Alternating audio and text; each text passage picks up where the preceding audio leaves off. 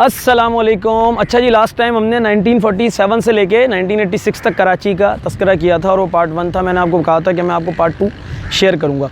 अच्छा देखिए, आमतौर पे आप दुनिया के अंदर जब भी गाड़ी चलाते हैं तो सड़क पे गड़े होते हैं, लेकिन कराची वो शहर है जिसमें घड़ों में सड़क है, आपको ढूंढना पड़ता है, या आप कोई गेम भी खेल सकते हैं इस तरह का। अच्छा, जब आप गाड़ी चला रहे होते हैं दुनिया भर के अंदर तो आपको सिखाया जाता है कि ड्राइविंग का रूल है कि जी सामने देखना है आपने, ऐसे नज़र रखनी है। लेकिन कराची के अंदर जब आप गाड़ी चला रहे होते हैं, बाइक चला रहे होते हैं, तो आपकी नज़र ज़मीन पर होती है कि कहीं मेरी गाड़ी किसी मेन होल के अंदर ना चले जाए, किसी गड्ढे के अंदर ना चले जाए, और ये सारी सूरत हाल है। बहरहाल ये सब कुछ कराची के साथ क्यों हुआ? देखिए 1986 तक तो आते आते बड़ा टाइम लगा, उससे पहले कुछ सूरत हाल हुई। पहली वजह ये हुई कि कराची से कैपिटल उठा के इस्लामाबाद शिफ्ट कर दिया गया, पिंडी शिफ्ट कर दिया गया। बेसिकली वहाँ तो एक जंगल था इसी तरह का, उस जंगल को पूरे को आबाद किया गया, दरख्त काट के, झाड़ियाँ काट के, खेत खलियान हटा के वहाँ पे एक शहर डेवलप किया गया ज़बरदस्ती। और कराची क्योंकि सबका शहर था, ये सारे लोग क्योंकि मुहाजिरीन थे, शिफ्ट हुए थे, तो पूरे कराची के लोग, चाहे वो बलूचिस्तान के हों, KP के हों, मशरक़ी पाकिस्तान के हों, कराची को अपना शहर समझते थे। और इसको अपना शहर समझ के वो समझते थे कैपिटल हमारा कैपिटल है, हमारा दारुल खिलाफा है। लेकिन 1958 के बाद उठा के इसको पिंडी ले जाया गया, और वैसे ही पंजाबी ब्यूरोक्रेसी बोला जाता था। मैं कोई लिसानियत की बात नहीं कर रहा हूँ, लेकिन मैं हकीकत बता रहा हूँ कि पंजाबी ब्यूरोक्रेसी का नारा था, और वो फिर नारा मज़ीद ज़्यादा बढ़ता चला गया, तासुब और बढ़ता चला गया, और कराची से पे वो इनायत और नवाजिशें और वो कराची की हैसियत भी ख़त्म हो गई, जो कि इसकी कैपिटल होने की हैसियत में इसको मिली हुई थी। बहरहाल उसके बाद दूसरा बड़ा अलमिया इस शहर के साथ ये हुआ कि यहाँ पे जो इंडस्ट्रीज़ थी, यहाँ पे जो ग्रुप्स थे, बड़े बड़े तिजारती ग्रुप्स थे, उनकी तमाम जो इंडस्ट्रीज़ थी उनको हथिया लिया गया, यानी नेशनलाइज़ कर लिया गया, कौमिया लिया गया, और कराची का ताजिर सड़क पर आ गया। तो उसकी कराची के साथ बहुत सारी हमदर्दियाँ ख़त्म हो गई। उसने कहा भाई यहाँ से बोरिया बिस्तर लपेटो और निकलने की करो, क्योंकि अब यहाँ पे हमारा मुस्तकबिल नहीं है। तो इसलिए कराची की वो हैसियत भी ख़त्म की गई। तीसरा बड़ा अलमिया ये हुआ कि एक ख़ास कौम की हमदर्दियाँ हासिल करने के लिए आपने शहर पे कोटा सिस्टम लगा दिया। कोटा सिस्टम क्या था जी? सरकारी नौकरी आती थी, लिखा होता था कराची, हैदराबाद और नवाबशाह के लोग जहमत ना करें। वाज़े अल्फाज था कि जो उर्दू बोलने वाले जो हैं वो इस नौकरी के लिए एलिजिबल नहीं है। और ये कितना बड़ा जुल्म है किसी के साथ कि एक लड़का जो कि मेरिट पर हो, जो काबिल हो, जो तालीम याफ्ता हो, उसको सिर्फ नौकरी इसलिए ना मिले क्योंकि वो कोई ख़ास मखसूस ज़बान नहीं बोल सकता, या वो कोई मखसूस ज़बान बोलता है। और इसने कराची की महरूमियों में इजाफा करना शुरू कर दिया, और आहिस्ता आहिस्ता बहरहाल कराची उस नहज पर आ गया जिस पे आज आप देख रहे हैं। चीज़ें देखें, इस शहर के अंदर रोज़ाना 43 मिलियन रुपीज़ का पानी ये शहर ख़रीद कर पीता। 43 मिलियन रुपीज़ हम सिर्फ पानी ख़रीदने पर ख़र्च करते हैं। कराची के ऊपर कोई बजट ही नहीं है, फेडरल गवर्नमेंट का आज तक कोई बजट नहीं है। अभी देखें ना, 650 अरब रुपए का बजट पेश हुआ है, तरक्याती बजट। उसमें कराची के लिए क्या है? कराची के लिए 18 अरब रुपए।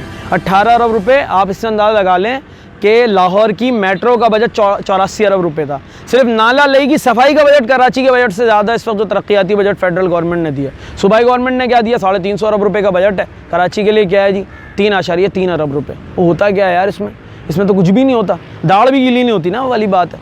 लेकिन ये क्यों? कराची जो है ना वो एक गाय है दूध देने वाली, इसके 2 थन हैं। एक थन को फेडरल गवर्नमेंट ने पकड़ा हुआ, एक थन को प्रोविंशियल गवर्नमेंट ने पकड़ा हुआ है। दबा के दूध निकालते हैं उसमें से, और खूब सारा दूध निकालते हैं। वो 90% सूबा ले जाता है, 70% वफाक ले जाता है।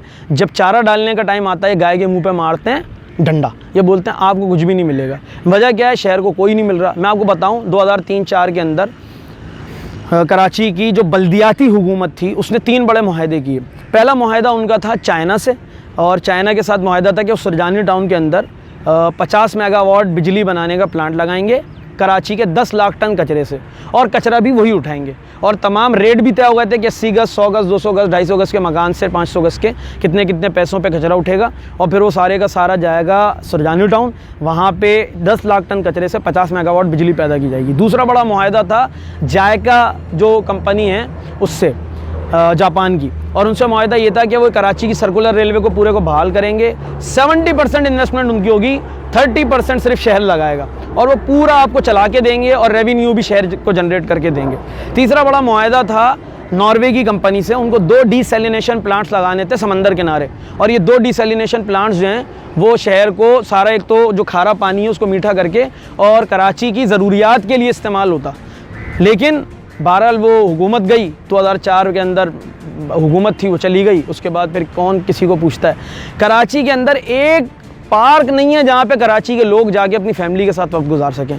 आप सी साइड का हाल जाके देख लें, समंदर का इस वक्त हाल क्या हो रहा है। उसके अलावा कराची में कोई एक घूमने फिरने की जगह नहीं है, ट्रांसपोर्टेशन नहीं है, लोग सफ़र ही नहीं कर सकते अपने लोगों के साथ, कैसे जाएंगे यार।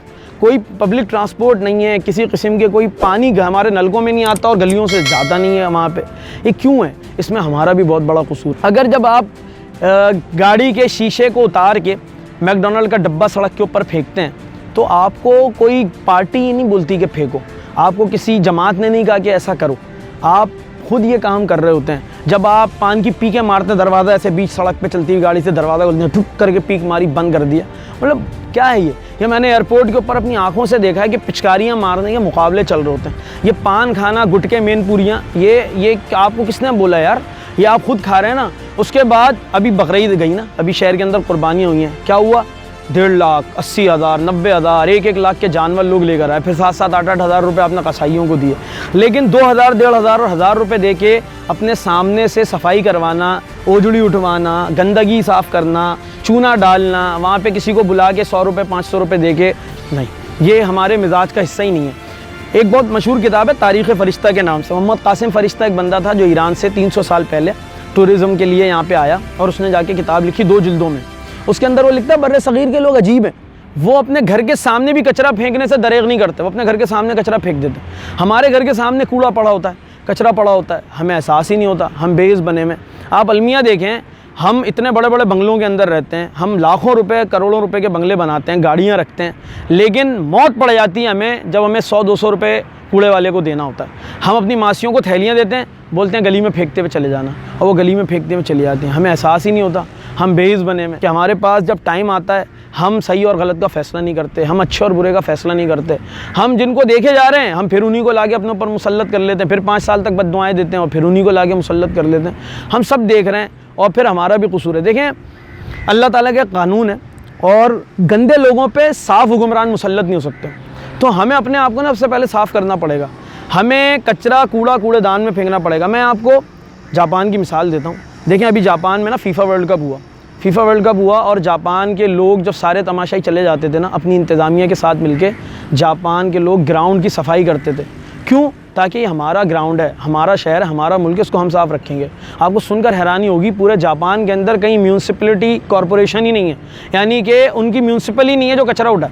वो क्या करते हैं, सिर्फ गली के कोने पे, यानी सारी गलियाँ और जो गली का कोना है वहाँ पे एक गाड़ी आती है सुबह, और वो गाड़ी सुबह चली जाती है और ऑटोमेटिक उनका सिस्टम है, वो कचरा उठा लेते हैं। और लोग क्या करते हैं, थैलियों के अंदर बांध के और अपने डब्बे या अपनी थैलियाँ गली के कोने पे रख देते हैं, वो आते हैं गाड़ियाँ उठा के ले जाती हैं। तमाम दुकानों के बाहर, तमाम स्कूलों के बाहर, फ्लैट्स और अपार्टमेंट्स और बंगलों के बाहर लोग अपनी सफाइयाँ खुद करते हैं, खुद दुकान खोलने से पहले साफ़ करते हैं, घर वाले खुद साफ़ करते हैं, कोई उन्होंने बंदा नहीं रखा हुआ, कोई तरीक़ेकार नहीं है। स्कूलों के अंदर बच्चे आते हैं, सुबह पहले सफाई करते हैं, प्रिंसिपल तक खुद अपना रूम पहले साफ़ करता है, उसके बाद फिर बैठता है। ये उनका मिजाज है।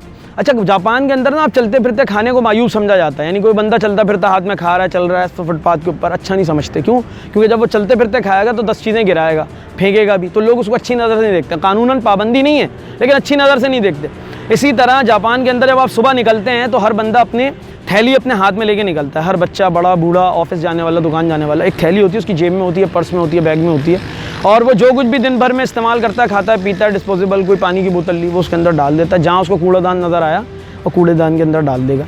यार ये तो छोटी छोटी प्रैक्टिसेस है ना, ये तो हम और आप भी कर सकते हैं। और आप यकीन करें कि अगर हम मिजाजन सफाई पसंद हो जाए ना तो माशरा सफाई पसंद हो जाएगा। फिर हम उन हुक्मरानों को पसंद करने लगेंगे और उन्हीं को मुंतखब करेंगे जो सफाई को पसंद करते हैं। जो सफाई, देखें, सफाई निस्फ़ ईमान हमारे और आपके लिए है ना, अंग्रेज़ों के लिए तो नहीं है, यहूदियों के लिए तो नहीं है, लेकिन उनके शहरों में सफाई निस्फ़ ईमान है। और हमारे साथ क्या हो रहा है, आप हमारा अलमिया देख लें, शहर का हाल देख लें निकल के, यानी दुख होता है, अफसोस होता है। अभी बारिश हुई है थोड़ी सी और उसके बाद सूरत हाल आप देख लें आपके सामने।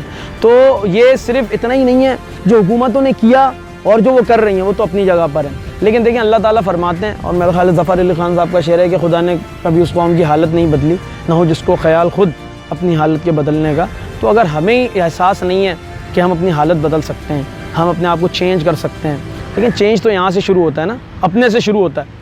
अगर हम अपने आप को तब्दील नहीं कर सकते तो शहर को कोई तब्दील नहीं कर सकता। और अगर हम अपने आप को चेंज कर सकते हैं, एक बंदा इस दुनिया के अंदर सिर्फ एक शख्स है जिसके ऊपर मेरा और आपका पूरा इख्तियार है, और वो मैं हूँ और आप हैं। हमारा अपनी ज़ात के ऊपर, हमारे अपने जिस्म के ऊपर, अपनी ज़ात के ऊपर पूरा कंट्रोल है। हम अपने आप को चेंज कर लें, अपनी आदतें तब्दील करें, सफाई सुथराई का ख्याल रखना शुरू करें, और जब मुंतखब करने का टाइम आए ना शहर में, तब भी हम देखें कौन साफ़ लोग हैं और कौन गंदे लोग हैं। साफ़ और गंदे लोगों को पहचानें, शहर खुद ही साफ़ होता चला जाएगा। बहुत शुक्रिया।